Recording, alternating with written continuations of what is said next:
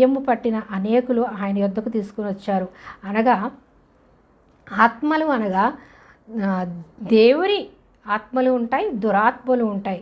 దేవుని దూతలు ఉంటాయి, దురాత్మలు ఉంటాయి. అనగా పాతాళంలో ఉన్నటువంటి వారందరూ కూడా ఎవరు దురాత్మలు కాదు, దేవుని ఆత్మలు, దేవుని పిల్లలు, దేవుని దూతలుగా వచ్చి ఈ భూలోకంలో మనుషుల్ని స్త్రీలను చూసి వివాహం చేసుకున్నవారు వాళ్ళందరూ నశించుకోకూడదని యేసు ప్రభువారు సమాధిలో ఉండి కూడా ఆయన ఆత్మరూపిగా వెళ్ళి వాళ్ళందరినీ కూడా రక్షించాడు, సువార్త ప్రకటించాడు అని మనం తెలుసుకున్నాం. అయితే దయ్యం పట్టిన వారు అనగా దయ్యాలనగా దురాత్మలు, దురాత్మ పట్టి వాళ్ళని హింసించి బాధించి మరణానికి వేదనకి గురి చేస్తూ ఉంటాయి. ఇప్పుడు కూడా అనేక మందికి దయ్యాలు పట్టి ఉంటాయి. వాళ్ళందరినీ కూడా ఈ దురాత్మలు పట్టి వాళ్ళని వేదనకి గురి చేస్తూ ఉంటాయి.